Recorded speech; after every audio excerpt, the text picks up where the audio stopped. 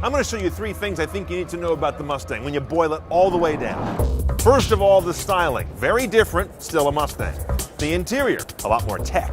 And then finally, a new engine, one they said really doesn't belong in a Mustang, but we'll find out it actually does.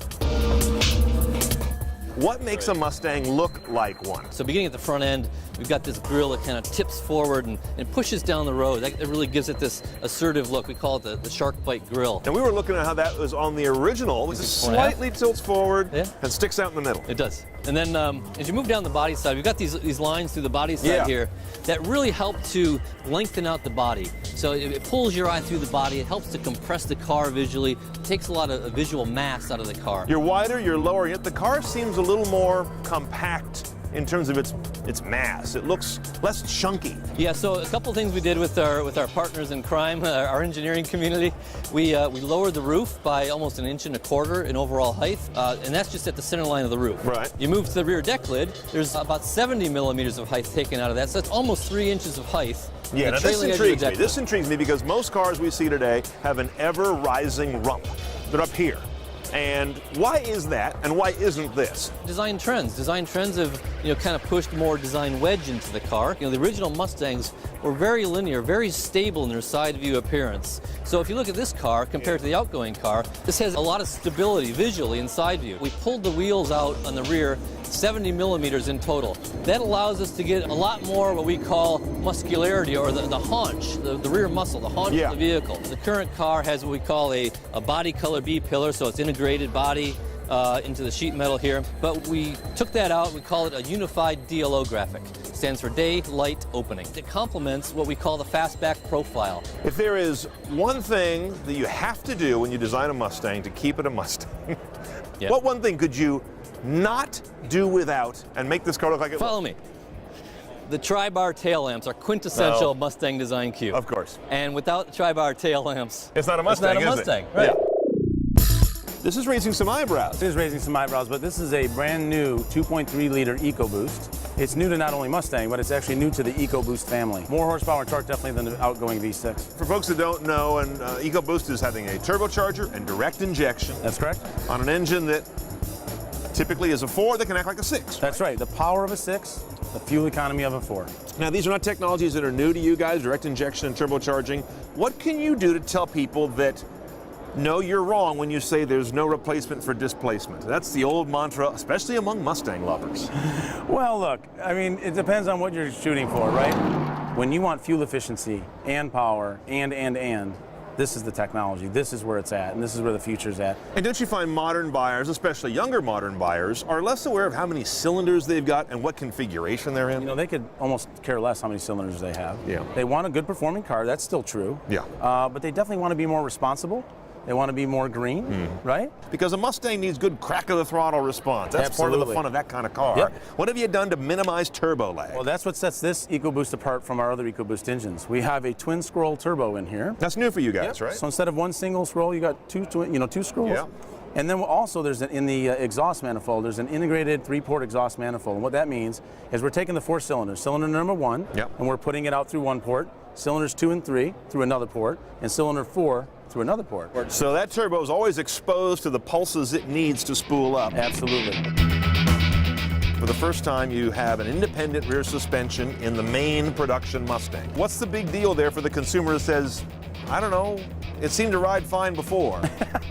That integral link rear suspension is going to allow us to continue to tie down the performance of the Mustang, get it even tighter and better performing, but give you better ride, primary and secondary ride. So when you want to ride to work on Monday and you're not looking to maybe go around the racetrack, you're going to get a better ride. I just heard some auto code, primary and secondary ride. What does that mean? So it's the primary ride, when the bumps that you hit when you're going down the road, and then secondary ride is sort of what happens after you hit that bump. So interesting. Yeah. So it's the way that we handle the impacts and then how we handle it after the impact. Waves that go through the car. That's correct. From the crummy roads we all drive on That's today. right. And when you have a solid beam back there, you can excite the car much differently than when you have an independent. Excite's an elegant word. I like that. Yeah. So again, we're taking Mustang higher performance, but also improving the refinement as well. All right. Now, Doyle, you said there are 4 key things that make the inside of a Mustang the inside of a Mustang. Very much so. Looking at a Mustang, talking to the customer, we knew it had to be a symmetrical instrument panel. We knew it had to have the double brow. They're looking for a specific thing in a Mustang. They want the big analog gauges in front of the driver. That goes back to year one. Exactly. And one of the things we heard time and time again, honest premium materials. Ford's taken something of a beating over its My Ford Touch interface. Now Mustang gets the technology for the first time. But also for the first time, Ford has moved several of the most used functions out of the touch interface and back onto traditional knobs and buttons clustered below it. Everything in this interior is tied into, you know, the aircraft feel. We've got toggle switches. Push button starter is new. Push button starter, that start is like that on every Mustang now. We've got a storage space here at the base of the center stack. You can never that we have too many didn't have. storage bins. No, we heard that from the customer. There's a power port there. There's a USB port, so there's a place to put your phone here. Yeah. Look where the shift lever is. Look where the cup holders are. They're shifted to the side. You clear 'em. Towards the passenger, so they're out of your way. You clear 'em. You're not fighting these things while you're driving the And vehicle. I see them symmetrically dropped in here, sometimes right down the midline, but it's right where your arm wants to go to grab that shifter. We shifted them over so they're out of the way when you're driving. The other thing is the steering wheel is actually a little smaller than today's wheel. And if you notice, the metal on today's wheel actually wraps all the way around the outside.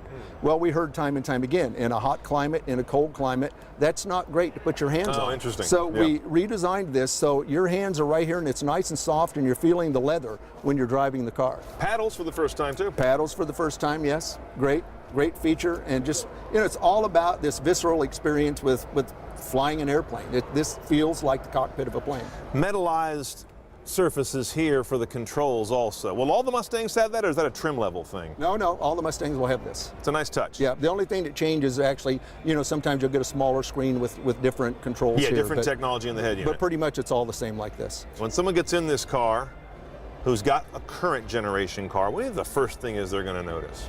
Oh, they're going to notice that. The without wing. a doubt, yeah. You love this wing. I just think this is going to make a huge statement for us. The glove box itself is actually, we call this an active glove box. It's a first for Ford. Yeah. The airbag module is actually encapsulated in the glove box. So we were able to eliminate 100 millimeters off of the face of the instrument panel, which gave us this beautiful form. And we kind of keyed in. So this would have been real chunky up here. Exactly, real heavy across this surface area right here, which you'll see in today's car. The speakers used to be these big jutting things that came out. Yes. I always hated that. Yes. Now, I'm not calling anybody out, but you got them nice and flat here. You didn't have to do that. Why did you do that? It was all about making the interior a little bit bigger for the occupant. Look at what we've done here.